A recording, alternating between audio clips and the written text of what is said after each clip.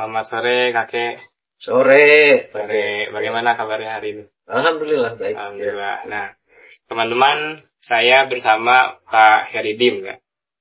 Beliau salah satu pengurus di Odesa Indonesia. Dan kalau di Odesa beliau dipanggil kakek ya. Karena memang udah punya kakek-kakek dan banyak cucunya kayak. Ada 5. Ada 5 juga gitu. Nah, karena memang sudah punya cucu juga memang kita relawan yang muda-muda di sini biasanya dipanggil beliau dengan sebutan kakek. Nah, beliau ini adalah seorang seniman kawakan ya, bisa dibilang begitu. Terkenal di Bandung utamanya, bahkan nasional sebagai pelukis, penulis, dan juga ahli pementasan ya. Udah berapa banyak pentas yang diurus oleh kakek? Wah, lupa Del. Kalau jumlahnya lupa entah berapa. Tapi masih udah banyak lah. Udah banyak dan masih aktif sampai sekarang. Calon masih.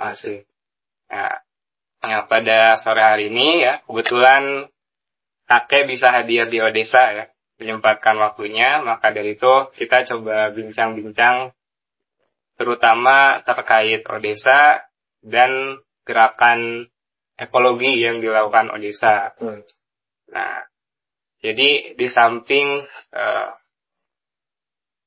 kesibukannya sebagai pelukis, juga banyak mencetuskan karya tulis juga, beliau uniknya itu punya keaktifan ya, dan mengambil peran di bidang pergerakan sosial atau sebagai aktivis gerakan sosial juga gitu, di samping kegiatan utamanya.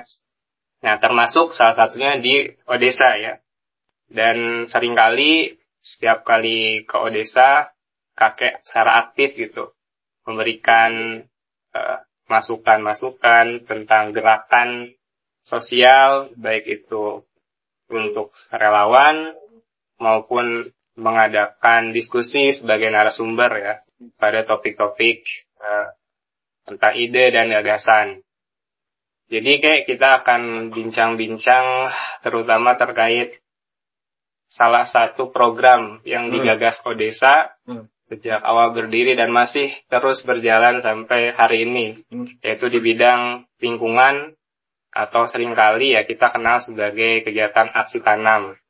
Nah, saya di sini sebagai relawan dan juga sebagai admin gitu, yang memang melakukan pendataan terhadap banyaknya bibit yang sudah ditanam oleh Odesa bersama para petani, khususnya di kawasan Bandung Utara, ya di Kecamatan Cimenyan, itu sejak tahun 2016 ya, hingga kini sudah ada di angka sekitar 900.000 pohon.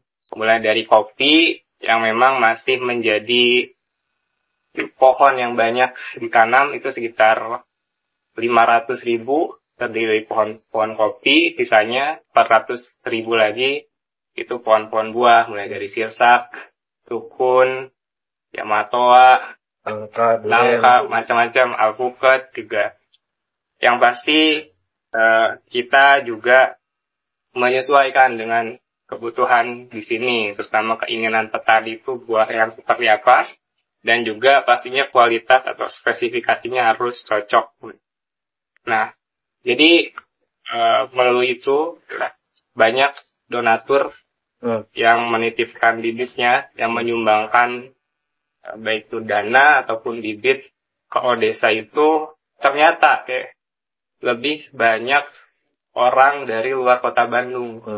Ya, sedangkan ya kita tahu bersama gitu ya, terutama saya sendiri yang sebagai warga katakanlah berasal dari kota Bandung, itu punya pemahaman terhadap salah satunya penyebab banjir di kota itu karena sumber resapan air di perbukitan, terutama di kawasan Bandung Utara itu mulai terganggu atau kurang terjaga. Nah, pertanyaannya itu, apa yang membuat kondisi di mana lebih banyak itu donatur yang memang merasa ingin membantu terkait gerakan ekologi ini justru berasal dari luar kota Bandung. sedangkan masih didominasi ya 80% dari luar kota Bandung, sedangkan masyarakat kota Bandung sendiri itu masih... Kamu belajar terus terang aja, Dil. Orang Bandungnya kok pelit. Nggak mau ngerti tentang ekologi gitu aja. Itu. Iya.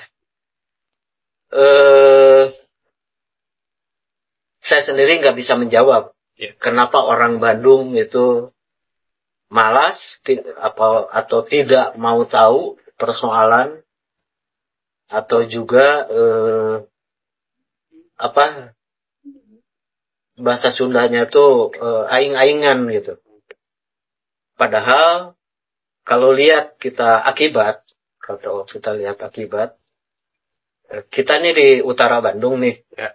Utara Bandung. Ya apapun harus kita syukuri, musim hujan kali ini rasanya belum kita dengar. Di bawah itu mengalami banjir. Tapi kan sebelum-sebelumnya itu rutin. Setiap musim hujan pasti banjir di bawah. Artinya sesungguhnya mereka itu mengalami mengalami apapun alasannya itu bencana. Bencana karena berbagai hal kan akibat banjir itu menjadi terhambat. Tidak hanya lalu lintas. Saya kira juga perekonomian jadi terganggu. Anak sekolah jadi terganggu. Jadi gangguannya panjang banyak. Itu untuk mengatakan tidak mungkin orang Bandung itu tidak merasakan akibat. Gitu. Nah, sekali lagi, kalau pertanyaannya kenapa orang Bandung itu seperti tidak peduli, tidak mau menyumbang bibit pohon, ataupun tidak mau menyumbang dana untuk penghijauan. Cara yang terbaik, pertanyaan itu dilempar langsung ke orang Bandung. Apakah dalam bentuk kuesioner?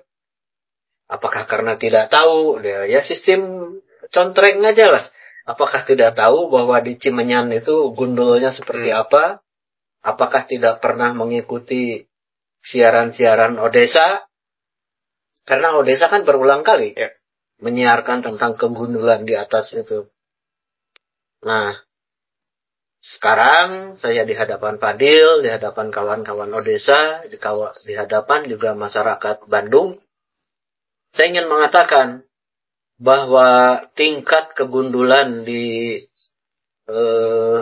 kawasan Bandung Utara, KBU ini, itu sudah darurat sesungguhnya. Bukan lagi kritis dan lain-lain, darurat.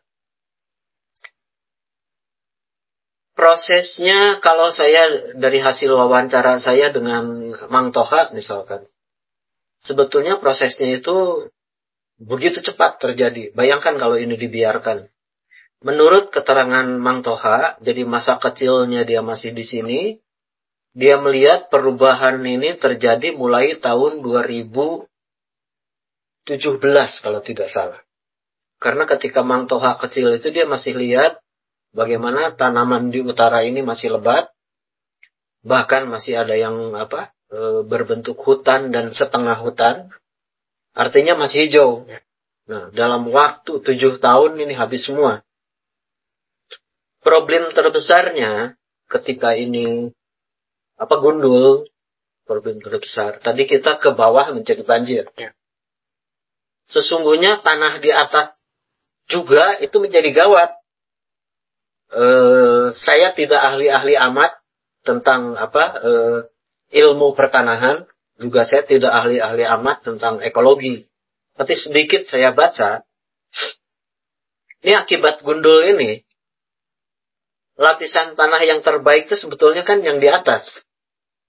Itu yang yang dibentuk dari tanaman-tanaman yang kemudian menjadi humus dan yang sifatnya subur itu sebetulnya lapisan paling atas.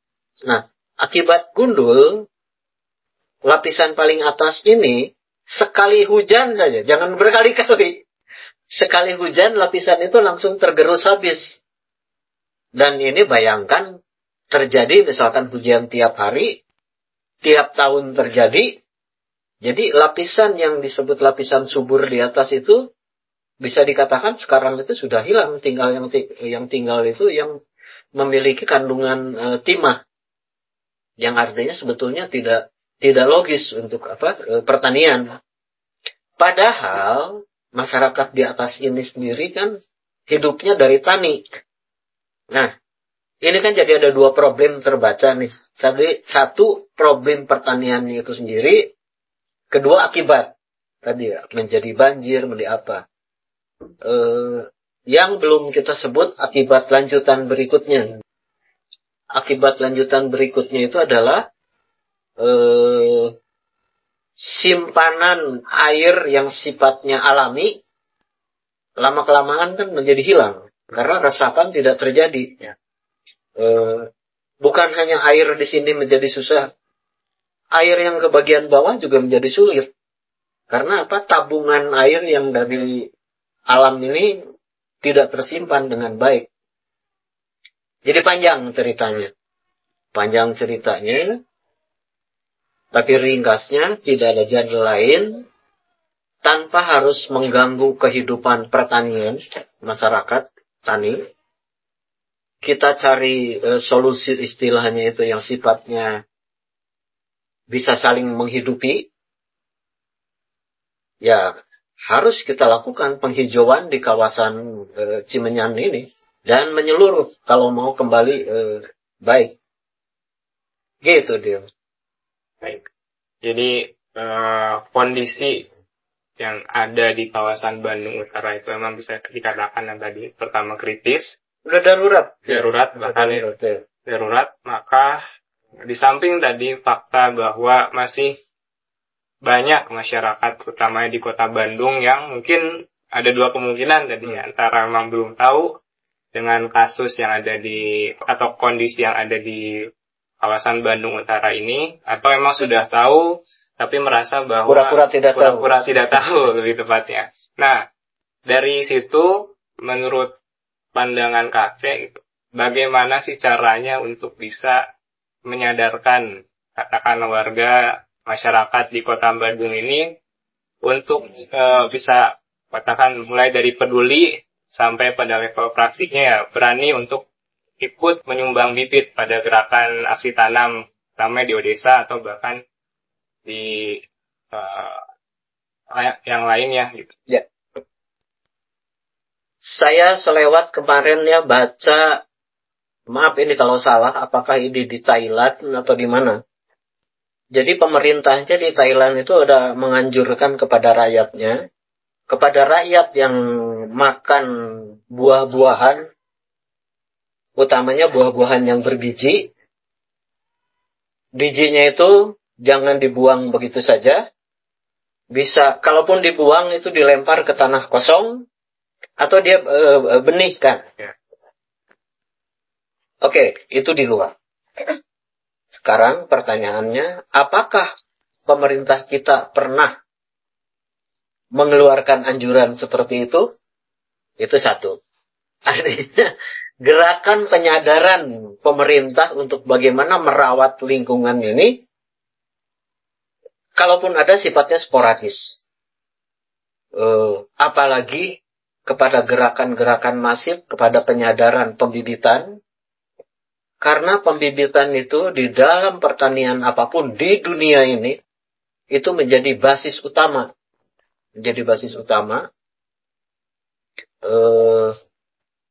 Kalau dipanjang-panjang saya ngobrol kemanapun, itu di beberapa titik. Belum lama saya ke Gunung Kidul, ternyata juga jadi problem.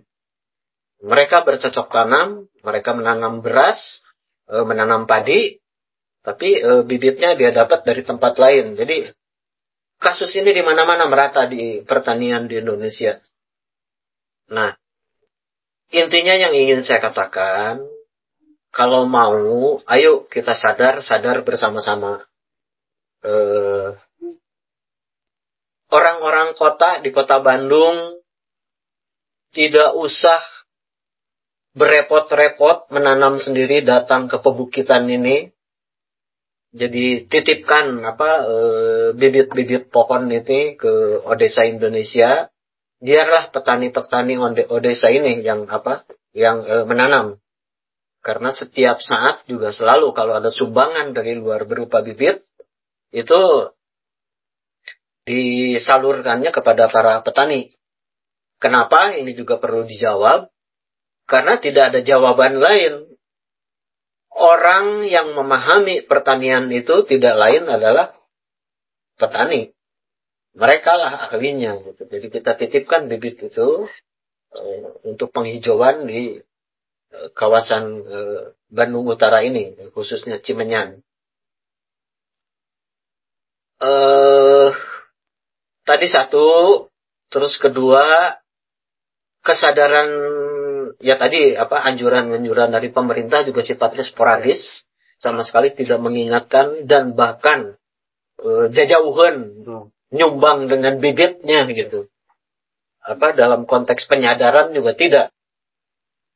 Tapi juga lembaga-lembaga yang lebih kecil, yang non pemerintah, sudah ada di kampus-kampus, sudah ada tingkat kesadaran, tapi baru sampai kepada wilayah wacana. Padahal yang namanya pertanian itu tidak bisa digantungkan di dalam pikiran. Itu harus di dalam bentuk pelaksanaan. Yaitu tadi, mau tidak mau menanam bibit. Yang disebut pembibitan itu, kawan-kawan Fadil sendiri di sini mengalami kan, apalagi pohon-pohon keras. Sampai kepada layak tanam, sampai ketinggian, katakanlah 1 meter atau 1,5 meter. Baik pohon nangka, pohon jengkol, pohon pete. Itu buktikan saya. Sekurang-kurangnya butuh waktu 6 bulan. Gitu. Sekurang-kurangnya itu. Ya. Bisa 1 tahun, bisa lebih. Sampai dia kuat dan layak tanam. Yang ingin saya katakan, semua yang hubungannya dengan pertanian dan tanam-penanam itu tidak bisa lepas. 1, tadi praktek. Kedua, juga tidak mengenal istilah percepatan. Lain dengan yang lain-lain lah, urusan lain. Jadi selalu berurusan dengan waktu. Gitu. Harus berurusan dengan waktu. Akibatnya dari dua hal ini, bahasa yang sering kita katakan pada zaman-zaman sekarang ini, sustainable, keberlanjutan, yaitu tempatnya itu di penanaman. Jadi kalau hanya sekedar wacana, sekedar omong, sekedar pidato, hari itu pidato menguap di udara, pohonnya nggak akan pernah jadi. Jadi memang idealnya mungkin pemerintah juga sudah semestinya jadi bisa lebih menekankan pada masyarakatnya, entah itu melalui program-program tertentu ya, kayak secara intens dan berkelanjutan ya pasti ya. Dan terkait tadi gitu ya, masih banyak masyarakat atau bahkan mahasiswa yang memang dia memikirkan tentang ekologi masih dalam tahap wacana ya. Dan geodesa sendiri kan kayak gitu, kita di sini sudah melibatkan banyak petani gitu. Total ada sekitar 4.200 petani yang sudah menerima manfaat dan juga masih berhubungan dengan program-program geodesa. Artinya memang kegiatan penanaman ini atau perbaikan lingkungan atau penghijauan itu menurut pandangan kakek memang tidak bisa dilepaskan dari peran petani itu sendiri. Oh iya, tadi saya katakan jagoannya tanam, ilmu menanam itu ya petani. Mereka yang memiliki ilmu. Kita hanya menemani, mendorong, terus tingkat kebutuhannya kan itu tadi, bukan masalah mau tidak mau, itu pekerjaannya menanam. Tapi masalahnya bibitnya ada atau tidak ada. Nah, kita membantu pengadaan bibit dan kemudian mereka tanam. Sambil sedikit demi sedikit, ini juga literasi yang puluhan tahun dibiarkan kosong. Entah ini bagaimana kejadiannya yang saya tadi di awal katakan, mulai 2017, dalam 7 tahun ini gundul mengalami keparahan seperti ini. Kita mengerti bahwa penggundulan itu demi kemudahan pertanian, khususnya tanaman-tanaman pendek, artinya sayur dan segala macam. Tapi kan logika kita yang baru tidak semestinya juga begitu. Artinya harus tetap disisakan untuk tanaman-tanaman keras. Nah, sekarang saya ingin menyampaikan di sini nih, yang belum lama ini menjadi bagian dari tulisan saya. Sesungguhnya, kalau kita ngomong, ini kita ngomong di kawasan orang-orang Sunda ya. Kita ngomong di Bandung, kawasan orang-orang Sunda, lebih luasnya Jawa Barat. Orang Sunda itu sebetulnya punya tradisi yang disebut geger. Tahu nggak kamu geger? Nggak tahu. Paling tahunya ada yang nama jalan Geger Kalong. Iya. Geger Kalong Hilir atau Geger Kalong Girang. Oke. Nah, yang ingin saya sampaikan, tradisi geger ini, jadi tradisi membiarkan, ini kawasan pertanian, bahkan bukan pertanian pendek aja. Bisa di pertanian pesawahan. Itu mereka itu punya tradisi sesungguhnya. Makanya kamu nggak tahu, artinya ini tradisi sudah hilang. Harus dibangkitkan lagi. Nah, di kawasan pertanian itu biasanya disisakan satu kawasan tertentu, itu yang dibiarkan menghutan. Dibiarkan menjadi hutan. Apa? Nanti kalau itu menghutan, di situ menjadi tempat tinggalnya Raja Wali, menjadi tempat tinggalnya burung hantu, burung-burung lain. Kita tahu di bawahnya aneka ragam ular. Mereka lah yang menjaga siklus kehidupan tikus, karena mereka kan hewan yang tadi saya sebut pemakan tikus. Nah, jadi di geger itu tempat tinggal mereka. Nah, geger ini biasanya supaya juga tumbuh dengan baik sekaligus untuk melindungi, biasanya itu dibiarkan atau ditumbuhkan atau keberadaannya itu bersatu dengan seke. Seke itu mata air. Jadi biasanya mata airnya agak di tengah-tengah atau kadang-kadang juga di pinggir bisa, atau di sekelilingnya adalah geger yang menghutan itu tadi. Zaman saya kecil, masuk ke geger itu termasuk terlarang, dianggap menakutkan, angker. Gitu. Ya itu cara orang tua untuk supaya anak tidak masuk ke sana. Gunanya apa? Sebetulnya bukan ada alasan logisnya. Diangkerkan itu karena kan bahaya masuk sana. Di sana ada ular dan segala macam. Nah, paling tidak di kawasan kita sekarang di Cibetyan ini, boleh tanya deh, bahkan petani-petani mungkin juga sudah lupa, tidak lagi tahu apa itu geger, kenapa tidak merawat geger gitu, yang dibiarkan menghutan gitu. Karena itu semua berada di dalam siklus keseluruhan, termasuk siklus lingkungan gitu. Nah, ini saja hilang. Jadi yang ingin saya katakan, termasuk bukan hanya rusaknya alam, tapi juga kearifan yang semula ada juga menjadi tergerus, menjadi hilang. Padahal itu kearifan yang sangat berguna, bukan untuk petani, tapi juga berguna untuk keseluruhan masyarakat lain yang di bawah. Baik. Kita mungkin satu pertanyaan lagi, Dek. Jadi, dengan kondisi tadi, kalau dulu-dulu masih ada budaya di masyarakat yang bercorak untuk menjaga lingkungan, salah satunya geger tadi gitu. Nah, kakek boleh menceritakan juga sekaligus menyampaikan gagasan yang dilakukan Odesa selama ini itu apa terkait dengan perbaikan ekologi ke petani, yang mungkin salah satunya itu adalah agroforestry ya, kayak jadi praktik menanam pohon buah. Nah, bagaimana kayak? Ya, Itu termasuk yang berulang kali juga saya dorong menanam buah kategori tanaman keras kan, tapi juga menghasilkan. Ada beberapa tanaman keras lain yang butuh waktunya jauh lebih panjang. Semakin kesini banyak juga buah-buahan yang dalam waktu 5 tahun sudah bisa berbuah gitu.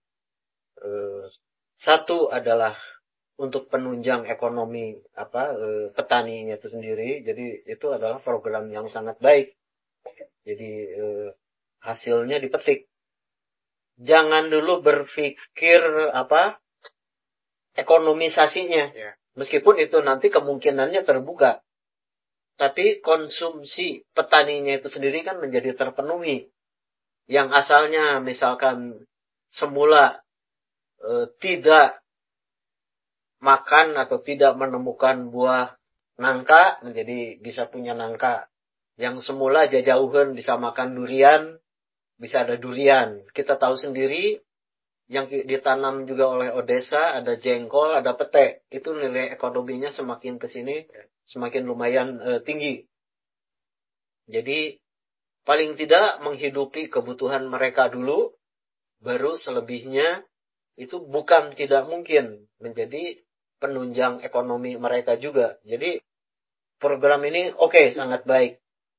Dan yang ditanam adalah jenis-jenis tanaman, sekali lagi, yang mungkin saja dalam 5 atau 6 tahun sudah bisa diambil hasilnya. Tapi logika atau hukum alam yang berlangsung yang sesungguhnya, yang namanya perbaikan alam itu umurnya lebih panjang dari itu. Ini juga harus siap. Pengertiannya begini, tadi saya sudah bilang, unsur hara yang rusak, lapisan atas yang tergerus dan seterusnya. Diam-diam tanah di bawahnya juga ikut rusak. Nah, untuk perbaikan ini semua, ditambah lagi dengan usia tumbuh sampai pohon itu dewasa, betul-betul akarnya itu mengikat kembali bumi atau tanah di bawah, dia ngaran cabang kemana-mana, ikatannya itu hitung-hitungan saya baru akan terjadi setelah 20 tahun ke atas. Jadi malah hitungan saya butuh waktu antara 20 sampai 40 tahun. Nah, kita dengan kawan-kawan Odesa kan mulai menanam itu kalau tidak salah sekitar 6 atau 8 tahun yang lalu. Harus dikatakan kecil-kecilan. Tadi Fadil mengatakan kita sudah menanam berapa? 900 ribu pohon. Ini untuk orang kota sekalian saya katakan. Kalau dilihat angkanya itu besar. 900 ribu. Tapi untuk kebutuhan penghijauan kembali Cimenyan, itu kecil. Kecil sekali. Butuh puluhan juta pohon. Baru bisa kembali Cimenyan ini hijau dan kembali seperti semula. Dan ekologi di sini terjaga kembali. Butuh puluhan juta sekali lagi. Maka sumbangkan bibit-bibit pohon untuk perbaikan. Mumpung petaninya sekarang sudah semakin sadar. Bisa melakukan tetap pertanian untuk ekonomi dia. Tapi juga semakin sadar bisa melakukan penanaman. Itu. Berikutnya lagi, tidak kalah penting. Saya ingin titip pesan. Wahai kalangan agamawan, tolong sampaikan juga kepada umat-umatnya. Baik lewat pengajian, tausiah, khotbah-khotbah Jumat. Menanam pohon itu penting. Saya tidak akan mengatakan sunah-sunahnya yang mana saja. Silahkan cari sendiri. Dan itu ada sunahnya.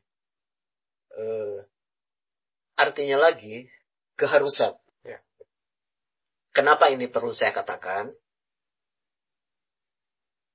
Umat beragama, baik yang di Jazirah Arab, dalam hal ini Islam, ataupun yang di kawasan Vatikan, itu dua-duanya berada satu kawasan padang pasir. Hari ini kita ngomong dengan Fadil, ketahuilah, Jazirah Arab itu sedikit demi sedikit sudah mulai berhasil menghijaukan padang pasirnya. Artinya sudah mulai benar mempraktekkan pesan keagamaannya. Bahwa merawat alam ini adalah juga pesan religius, pesan keagamaan. Nah, ini tugas-tugas agamawan, tugas para ustadz, tugas para kiai. Ada hal penting lain untuk disampaikan. Jangan khawatir ya untuk teman-teman masyarakat Kota Bandung maupun kawan-kawan di Indonesia ya, untuk berani menyumbangkan bibit biodesa, karena yang pertama, petani pasti senang, kebutuhan akan bibit-bibit buah itu akan selalu ada, dan bahkan bukan hanya kebutuhan ya, bahkan ada tuntutan bagi kita gitu ya, untuk bisa melakukan penghijauan, gerakan-gerakan ekologi, atau kegiatan yang memang salah satunya untuk mewujudkan kondisi lingkungan yang lebih baik lagi. Sekian bincang-bincang kali ini antara saya dengan Kakek Heridim. Terima kasih atas waktunya. Sama. Ya.